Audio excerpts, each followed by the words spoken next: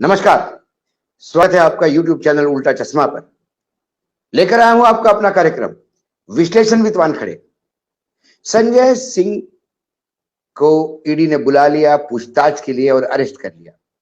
अभी ये खबर पुरानी हो गई, इसका विश्लेषण क्या करें? विश्लेषण आने वाले खबरों का। जल्द ही अरविंद केजरीवाल भी अरेस्ट होंगे। उसके बाद तुरंत नंबर लगेगा अभिषेक बनर्जी का, फिर स्टैलिन के नजदीकी लोगों का, और उसके बाद बिहार में जो भी लोग जिनके रडार पे है, जो नीतीश कुमार के बहुत नजदीकी है, उनको रगड़ा जाएगा। खबर ये एडवांस में बता रहा हूं, 2024 के चुनाव के पहले इंडिया गठबंधन के 60% नेता जेल से चुनाव लड़ेंगे। लेकिन फिर इसकी परिणति क्या होगी वो भी अभी बता रहा हूं। इसकी परिणति ये होगी कि आपातकाल जब इंदिरा गांधी ने घोषित किया तो कई नेता विपक्ष के जेल से चुनाव लड़े और डंके की चोट पे जीत के आए। इस बार भी अघोषित आपातकाल में भी यही होगा। लोग तो जेल जाएंगे और जेल से जीत के आएंगे, क्योंकि अब जो लोग जेल में जा रहे हैं उनका राजनीतिक स्ट्रेचर बढ़ रहा है। भाजपा भले ही कहे, प्रवक्ता सुबह शाम गोदी मीडिया पे चिल्लाते रहे कि आदमी कितना भी बड़ा हो, कानून अपना काम करता है। कानून टॉमी हो गया है, ईडी टॉमी हो गया है। यदि ईडी को अरेस्ट ही करना होता, ये जो केस बना है आज संजय सिंह का, बहुत ही हास्यास्पद है। एक दारू का ठेकेदार दिनेश, वो कहता है कि मुझे मुख्यमंत्री के घर पे सिसोदिया को मिलवाया गया, संजय सिंह को मिलवाया गया।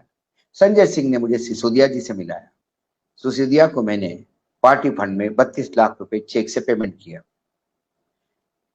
ईडी का कहना होगा कि जो दारू का स्कैंडल हुआ, जो दारू का ठेका दिया गया, शायद इस दिनेश को ऑब्लाइज किया गया, उसके एवज में इसने पार्टी को चंदा दिया। लेकिन ये ट्रेल आप जब तक ढूंढोगे, क्योंकि इसमें नंबर 2 का तो पैसा नहीं, सब नंबर 1 में गया। और यदि हमारे देश में जो इलेक्टोरल बॉन्ड है उसकी सच्चाई यदि लोगों के सामने आ जाए, नरेंद्र मोदी यदि बहुत अपने आप को ईमानदारी का ध्वजवाहक कहते हैं, भ्रष्टाचार के खिलाफ लड़ाई लड़ने वाले सेनानी कहते हैं, तो उन्होंने इलेक्टोरल बॉन्ड के बारे में भी जनता के बीच में क्लियर करना चाहिए।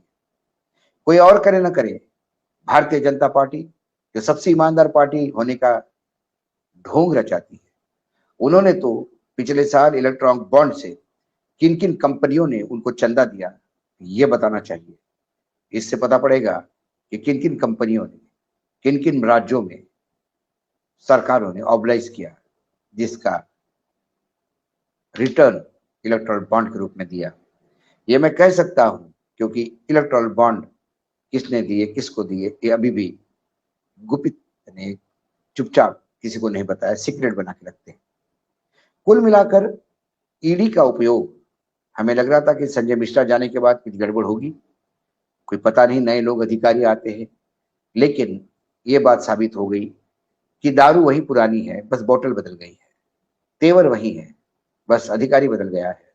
अधिकारी है राहुल नवीन। ये 93 के बैच के अधिकारी है, IRS ऑफिसर इनकम टैक्स में। अभी जब अरेस्ट करेंगे केजरीवाल को, वो भी 93 के ही अधिकारी है IRS के, वो भी इनकम टैक्स में थे। बड़ा मजा आएगा देखने और सुनने में।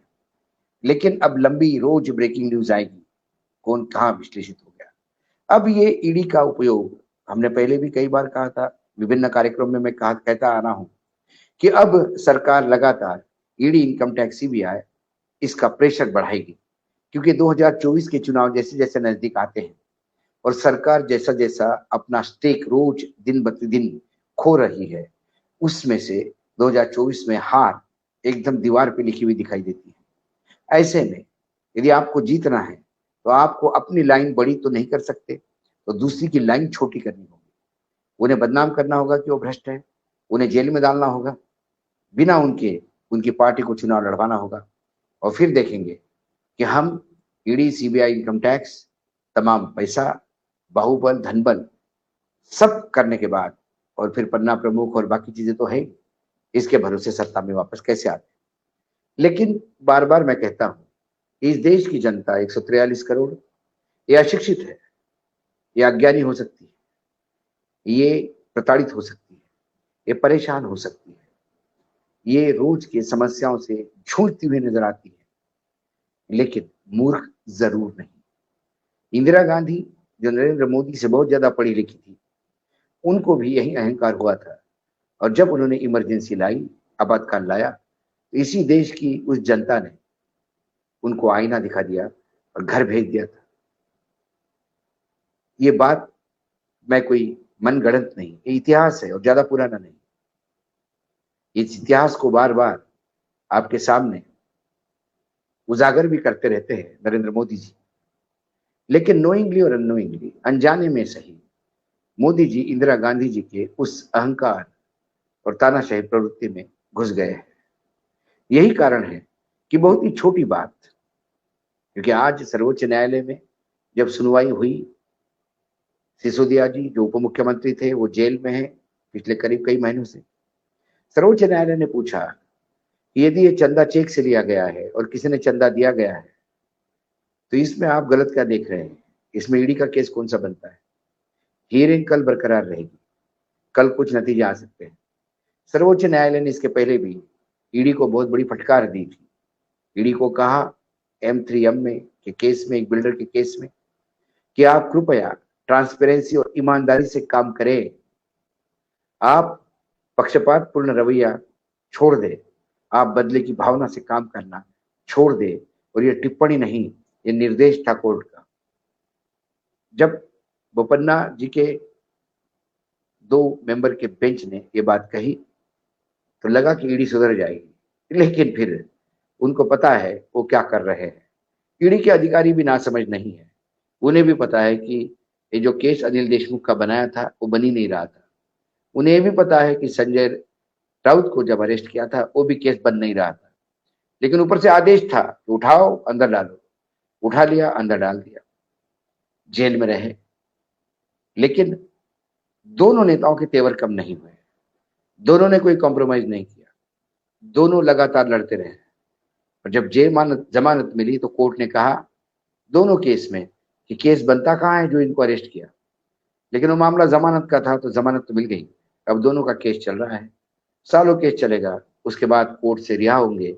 लेकिन जो 1 साल का प्रताड़ना उनको झेली, जो बदनाम करने का प्रयास किया, 100 करोड़ का आरोप लगाया अनिल देशमुख पे वसूली का, और उसके बाद इन्वेस्टिगेशन 9 करोड़ का हुआ और चार्जशीट में 1 करोड़ 40 लाख का आरोप लगे। यह है ईडी। ईडी जिसका प्रोसिक्यूशन रेट 0.05 भी नहीं है, वो लगातार राजकीय नेताओं पे भ्रष्टाचार के नाम पे सिर्फ विपक्ष पे हमले बोलती है।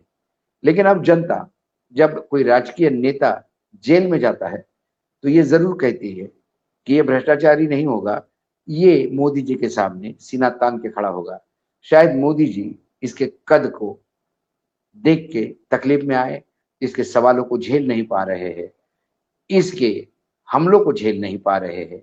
ये जब सरकार को आरोप लगाते हैं, उसके जवाब सरकार के पास नहीं है, तो फिर आरोप लगाने वालों को ही आरोपित बना के जेल में डालो। ऐसा ही एक केस है। मुझे ताज्जुब लगता है यदि संजय सिंह ने मात्र उस दारू के ठेकेदार को मिलवाया है सिसोदिया को, और सिसोदिया के पास उस दारू के ठेकेदार ने 32 लाख का चेक दिया, तो संजय अंदर है। अब इसी बिना पे अरविंद केजरीवाल भी, जो मैंने कहा कि बहुत जल्दी अंदर जाएंगे, क्योंकि उन्होंने उस ठेकेदार को संजय सिंह से मिलवाया था। एक कथावाचक, स्पिरिचुअल गुरु आसाराम बापू जेल में।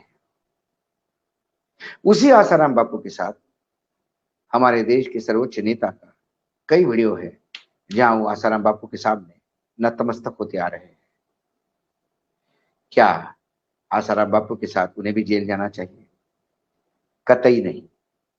क्योंकि जब आदरणीय नरेंद्र मोदी जी आसाराम बापू जी के पास गए थे, तब उन्हें मालूम नहीं था कि व्यभिचार के केस में एक दिन इन्हें जेल होगी। वो तो संत समझ के गए थे। तो क्या संजय सिंह को यह पता था कि जिस विनोद को वो लेके जा रहे हैं, वो विनोद जो चंदा दे रहा है वो कोई भ्रष्टाचार का चंदा होगा जो आप संजय सिंह को अंदर कर रहे हैं?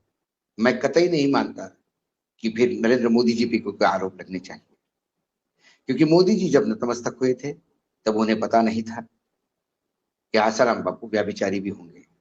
नहीं तो मैं मोदी जी को जितना जानता हूं, मैं मानता हूं कभी भी व्याभिचारी के साथ कम से कम स्टेज पे नतमस्तक तो नहीं होंगे।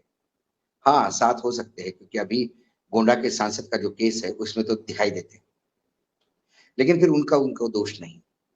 यदि उस केस में मोदी जी आसाराम बापू के साथ है, उनको बापू कहते हैं, उनके साथ नतमस्तक होते हैं, मैं ये कतई नहीं इससे जोड़ता कि वो उनका मार्केटिंग कर रहे हैं, उनकी वजह से उनकी फॉलोइंग बढ़ रही है, तो कल ये व्यभिचारी साबित होंगे तो मोदी जी की भी गलती है, मोदी जी की कतई गलती नहीं।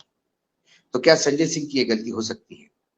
यदि संजय सिंह ने एक दारू के ठेकेदार को मुख्यमंत्री के कहने पे सिसोदिया जी को मिलवाया और उसने उसको पार्टी के फंड में चेक से 32 लाख रुपए दिए, तो फिर संजय सिंह गुनहगार कैसे? और यदि संजय सिंह गुनहगार है तो फिर मोदी जी भी गुनहगार है। लेकिन मैं नहीं मानता कि मोदी जी गुनहगार है, क्योंकि मैं यहाँ पे भी नहीं मानता कि मैं संजय सिंह गुनहगार है। लेकिन अब 2024 तक ऐसा ही चलेगा। इस देश में अब एक ऐसा अघोषित आपातकाल है जिसमें सरकार को सवाल पूछने वाले का मुंह बंद कर दिया जाएगा। इसलिए मैंने कहा संजय सिंह तो शुरुआत है, शुरुआत तो बहुत पहले से हो गई है, लेकिन अब बहुत जल्दी है, क्योंकि नया नया मुल्ला रोज नमाज पढ़ता है, ये कहावत है। ऐसे ही अब नए नए डायरेक्टर नवीन साहब आए हैं, तो अब वो अपना वर्क प्रूव करेंगे और रोज अरेस्ट ही होगी, कई लोगों की अरेस्ट ही होगी। लेकिन इसके बाद जनता जनार्दन है, वो तय करेगी सही क्या है गलत क्या है। लेकिन ये जो गलत और सही, जो मैंने आसाराम बापू का उदाहरण दिया, जो मैंने संजय सिंह का उदाहरण दिया, इसके विश्लेषण करने के लिए ये सवाल मैं आपके बीच में छोड़ के जाता हूँ। आप उसको बेहतरीन तरीके से विश्लेषित कर सकते हैं, सही कौन गलत कौन। यदि ये सही तो वो भी सही, और यदि ये गलत तो वो भी गलत। ये मान के मैं तो चल रहा हूँ। मुझे भी विश्वास है कि मैं प्रधानमंत्री को गलत नहीं मान रहा हूँ, तो मैं संजय सिंह को भी गलत नहीं मानता। लेकिन अब न्यायपालिका है, न्यायपालिका इसका दूध का दूध पानी का पानी करेगी। कम से कम नवंबर तक तो चंद्रचूड़ जी जब तक है तब तक तो न्यायपालिका से उम्मीद लोगों की बंधी हुई है। ऐसे ही कुछ खबर के साथ फिर कल आऊंगा, तब तक के लिए नमस्कार। लेकिन देखते रहिएगा यूट्यूब चैनल उल्टा चश्मा।